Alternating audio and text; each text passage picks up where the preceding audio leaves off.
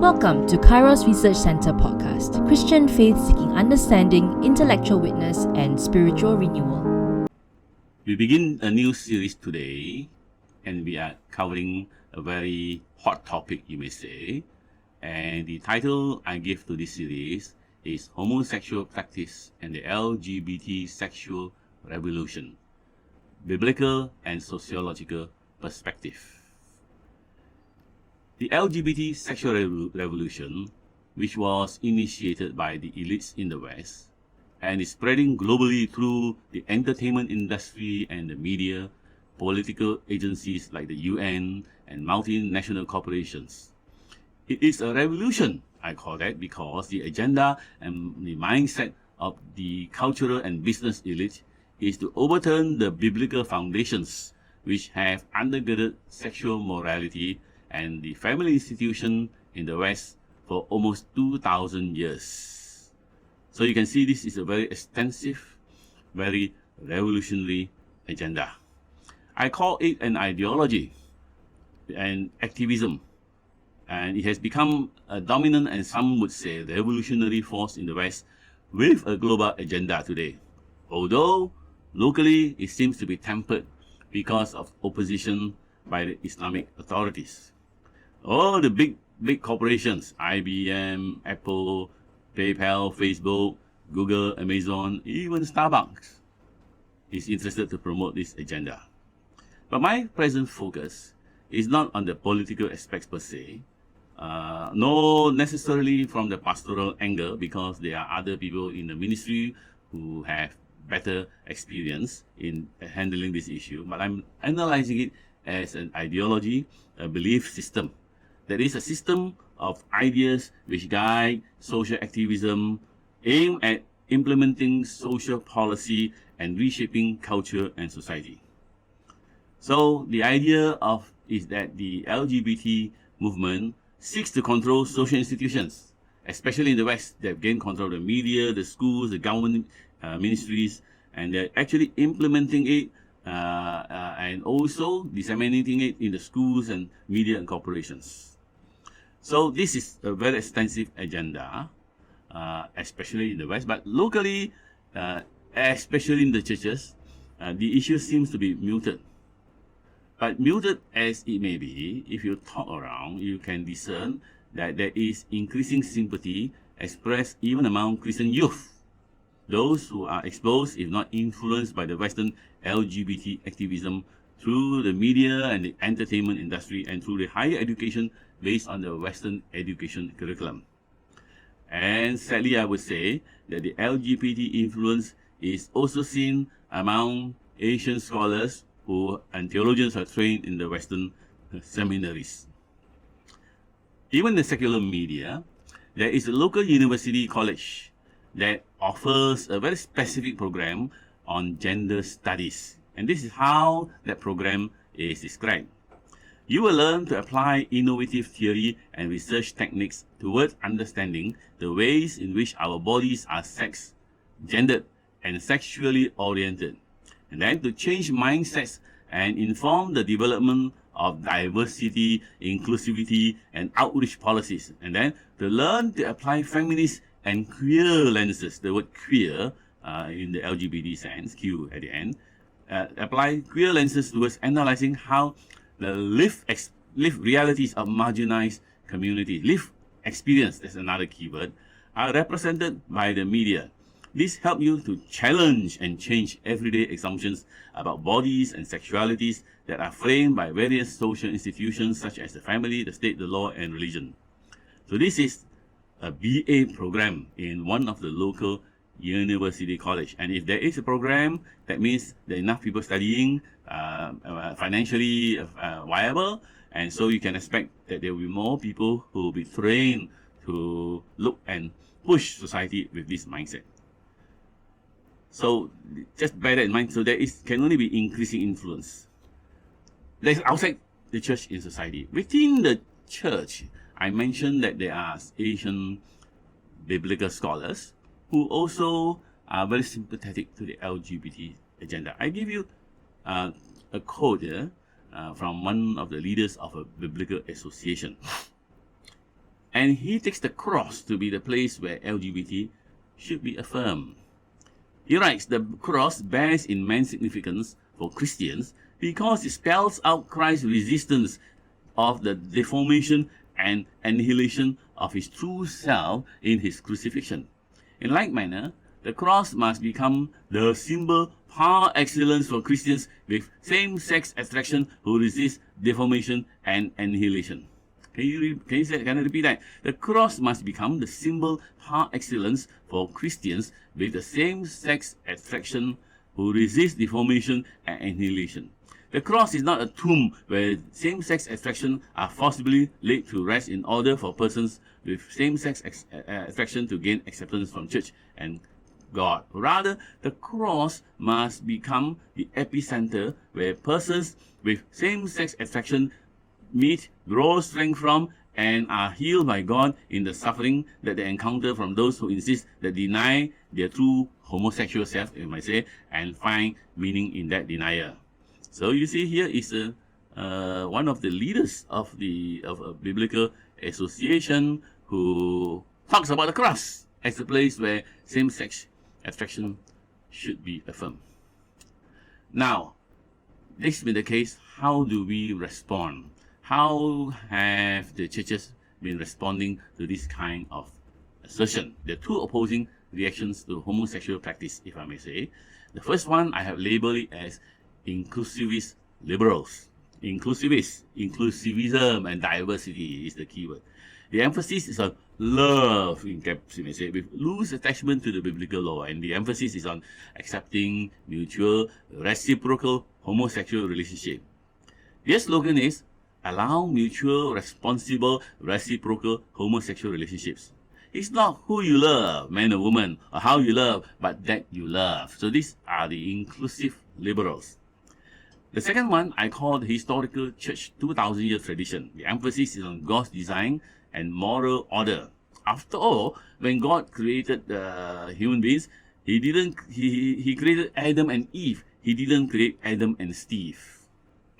Now, I would like to quote a statement from the Lausanne conference in Seoul 2024, since it just happened, and it has a very interesting passage in paragraph 57. It says, "We lament any distortion of sexuality. We reject the notion that individuals may determine their gender without regard to their createdness. Although biological sex and gender may be distinguished, they are inseparable. Maleness and femaleness are an inherent fact of human createdness, a fact to which cultures give expression in distinguishing between man and woman. We also reject the notion of gender fluidity, that is the claim that fluctuating gender identity or gender expression depends on situation or experience." So this is the statement from Lausanne, is explicitly reject homosexuality and insists that maleness and femaleness are inherent fact of human createdness.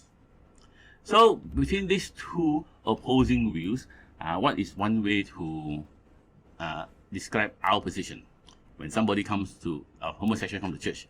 I have a phrase called, "We are welcoming but not affirming." We welcome you, but we will not affirm the homosexual practice. And yes, we speak the truth, God's truth in love. And I also pray we speak the truth not out of self-righteousness, but out of obedience to God. In that sense, our approach is one that has a synthesis of love and law in that order. And we are always reminded that Jesus, he always, when he reached out to the outcast, he saw faces rather than ideology. And as in the parable, as in the incident of the adulterous woman, when the question will be posed, how to love sinner without condoning sin, Jesus said to the woman, "Neither do I condemn you. Go and sin no more." So this is how we apply the middle position. In fact, it's also good to keep in mind this contentious topic with the right proportion, meaning, yes, I am repeating what the Bible describes homosexual practice as a sin, not just an inclination or orientation. is about acts. Homosexual practice is one sin, but it's one sin among many other sins in Romans 1. So, and church should not only be so obsessed with one sin called homosexual practice. There are other issues that should also be addressed in the church: pornography, premarital sex, sexual unfaithfulness, and so on. But there is one notable difference. Whereas people who commit other sin, they do it quietly. They don't want to be known to be doing such sinful activities. The interesting difference is homosexuals proudly declare their sexual activities. They have pride months, you may say. So these are my caveats. I may add one more caveat, and that is in relating to people who are identified with homosexuals. I differentiate people who are struggling with same-sex attraction from the militant homosexual activists. People who are struggling with same-sex attraction, I think, should deserve every support and sympathy from us to help them reorder their lives that will follow God's design and pleasing to God. So these are people we welcome with full open arms. But if somebody comes to church as a militant homosexual activist, I will have to say, you're still welcome, but we would ask you to cease and desist from your activism. Now, there are people who don't like my approach, and they will accuse people who reject homosexual practice with that very phrase, "You are homophobic," homophobia. And the moment this word is thrown around, it precludes all discussion, all judgment. Why? Because when you have a phobia, it says you have irrational fear. But I don't have homophobia. Because I am not reacting out of irrational fear. I am responding to the issue as required by God's revealed law in the Bible. And I will give reasons for my position. And I'm willing to interact with this homosexual. So I think the word phobia is unfortunate. For example, I can play the knife that can cut both ways. Are you heterosexual phobia? So just because you don't accept heterosexual marriage, or if you are a vegetarian, shall I label you carnivore phobia? So we don't play this word, but bottom line is the church rejection of homosexual practice is not based on fear, but on following God's moral order regarding human sexual relationship as taught in Scripture. So, and I hope, having taken our position, that the church will not reject people who are gays and lesbians, but reach out to them as persons and share with them the good news of Christ, in whom we find healing and wholeness. And also to remind ourselves that our ultimate identity and wholeness is not in sexuality, but in a saving relationship with Christ, which restores the full human image of God that is in us. So this is some caveats. But it's also true that the church, despite wanting to extend the love of God, we find the church is forced to respond publicly to homosexual practice. Because the homosexual activists who claim that homosexual activists claim that homosexual practice is a legitimate expression of the Christian faith and love. And they even proudly declare to the world the activities. They have Pride Month, Pride Month, and demand recognition by the church. Can you imagine? Adulterers, swindlers, drug addicts, all are aware that there's something wrong in what they're doing, and they keep quiet about it. But LGBT people have Pride marches, Pride Months, they want to declare. Now, I have an observation. Way back in the 2010, around the time when I was in the West for a while, the LGBT people say, "Oh, you must accept us. We want peaceful coexistence." That's what they claim. But after they gain power through the Democrats Party, and they gain control of all the government institutions, now they are not longer talking about peaceful coexistence. They demand that the church must comply with the new policies that are sitting in place or be driven away from the public square. So you see, the churches are not just being busybody. In the West especially, they have no choice but to respond to this aggressive activism from the homosexual activists. I hope in Malaysia, we don't reach that kind of contentiousness, but we can both sit down and discuss the Bible and find out exactly what God's law is saying, and we can be cordial even if we disagree with one another. So this is the background. Let me now outline 3 sections of the talk I'm giving. First of all, I will present some basic facts about homosexual practice today. Basic facts, sociological facts. My main focus on homosexuality will be on homosexual practice, although I will make references to sexual dysphoria and transgender debate. Secondly, I will explain and defend the church historical understanding of the biblical teaching on homosexual practice. And thirdly, I will probe briefly into the sociological and philosophical reasons for the rising influence of LGBT ideology and its activism in recent time. It should be a very interesting question to ask. How did the LGBT become a dominant or revolutionary force in Western society today after almost 2,000 years of Christian morality? Okay, so the first part on some basic facts on the homosexual movement. Who is a homosexual? The Encyclopedia of Bioethics, which is a pretty thick book, says a homosexual is someone who, is described, has a predominant, persistent, and it says exclusive psychosexual attraction towards members of the same sex. Homosexual means same sex. The word exclusive, I will put question mark, because this description was framed before the rise of the LGBT, or now put Q, etc. movement. Because nowadays, they don't talk about exclusive even. They talk about bisexual, queer, and they have all kinds of jumbo sexual interests. So, but this is before the dominance of the LGBT movement. And then it says, homosexual also seeks and would like to seek actual sexual fulfillment of this desire by sexual acts with someone of the same sex. So this is the definition of a homosexual. And okay, you talk about these are how many practicing homosexuals are there? Way back in the 70s, Time magazine said 10%. I said, wow, 10%, very serious, man. I walk around, I count men and women every 10, one more, every 10, one more. But the 10%, supposedly gay gene has gone decreasing. So now let's not talk about that. I will give you some facts. In the 2022 February Gallup poll, it says that 7.1% of adult Americans identify as LGBT. 7.1%. And then, it says 86% describe themselves as heterosexual, 7% choose not to answer. So 7.2%, 1 year later, in February 2023. But more interesting than just 7% in the US, what about the generational trend? Starts from the lowest, the baby boomers who are there, my age, guys, 2.7%. Earlier generation even, 1.6%. Then came the Generation X, 3.3%. Then the millennials, 11.2%. Gen Z, 19.7%. Wow! Of the younger generation in America, 1 in 5, man, 20%.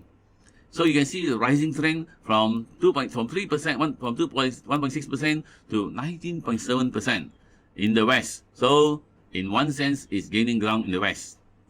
And then, okay, this is the statistics. What about the homosexuality lifestyle?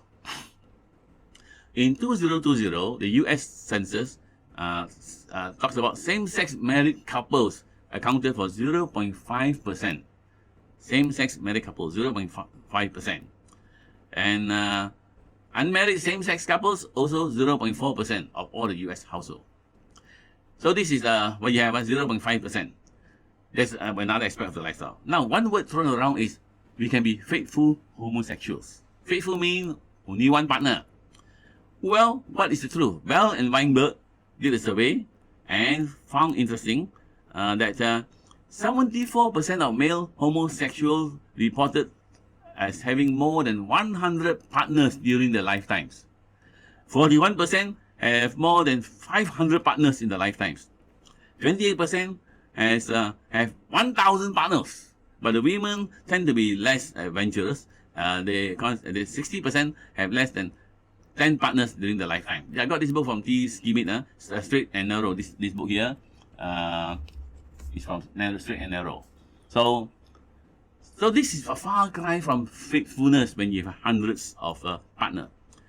Stephen Holmes, in his contribution to homosexuality and the Bible and Christianity in the debate, he says lifelong exclusive equal same-sex partnership are virtually unknown to the human history and anthropology outside the contemporary West. Same-sex activities is common. I don't know why he says same-sex sexual activity is common. I don't know where he got this idea from. I don't find it common in the rest of the world. It's there, but common, I think he means it's found everywhere. But it's almost never take this cultural form of same-sex partnership, exclusive partnership. In fact, in Uganda, there is an interesting church history in the mindset of the people, where the church resists same-sex, resists homosexuality, because historically, before the coming of Christianity, the superior can dominate the young boys. And in the Ugandan interesting history, it is in the place of the king of Uganda wanted to force the Christian boys to submit, but when they refused his sexual advance because of the newfound Christian faith, they were killed. This is one place you have Christian boys who die as martyrs because they refuse to submit to homosexual dominance. I give you another chart. This chart is you can find is by the General Social Survey 2008 to 2018. You have how many partners they have? 52% 1 to 10 partners. And then it says here, typical gay men have 11 sexual partners. The median, M-E-D-I-A-N, not average, the median, the most common. 11 partners. And then the proportion goes down as more and more. Then, on the right-hand side, the chart, it says roughly 10% of gay men have more than 100 partners in their life. And this is a breakdown of them. Mind you, this, I think, would show that the idea of faithful same-sex relationship, lifelong relationship, is a myth, I would say. And but in reality, and in fact, in the survey, one must bear in mind that those fresh, newly formed homosexual partners, they tend to declare that they want long-term, faithful relationship. I think partly because they came from heterosexual background, where the ideal is lifelong, faithful relationship. And so they bring it over in the initial homosexual relationship. But over time, they will conform to the culture, in the gay culture, where they have multiple relationships all the time. In fact, it says that the life expectancy of male homosexual is 43. I guess because of violence, suicide, depression, it's common to say nothing of AIDS. So this is a very troubling reality, but the facts are there. Some comment on causes of homosexuality. The American Psychiatric Association says the causes of sexual orientation, whether homosexual or heterosexual, are unknown at this time and likely are multifactorial, including biological and behavioral roots, which may vary between different individuals and may even vary over time. Same with the American Psychological Association. This is a very long-winded way of saying we don't really know for sure. Although it must be multi-causal, although I would say among counselors, some of the listed common factors that arise in the process of counseling of people who have homosexual attraction, they take into account what seems to be repeated references to history of childhood sexual abuse, childhood effeminacy, absent or distant father, intimate overprotectiveness or dominating mothers, and fear of intimate physical relationship with opposite sex. So multi-causal, but humans are very complex, and you cannot just narrow it down to one. I have this chart called multivariable model. It's also from Schmidt book, Straight and Narrow. You have to look from the top. You have basically on either side, if it goes to the left-hand side, that means it's more traditional, and the more it goes towards the right-hand side, the more it veers a person towards the homosexual practice. Is it biological, genetic, or hormonal? Is biological? Of course, for sure. Hormonal difference? Well, it allows for change. Then goes down one step. Is it cultural? Cultural meaning if you clear gender roles or societal or individual confusion. If confusion, it goes down further towards the right-hand side of the homosexual identity formation. Environmental, if it's functional family, it stays where you are.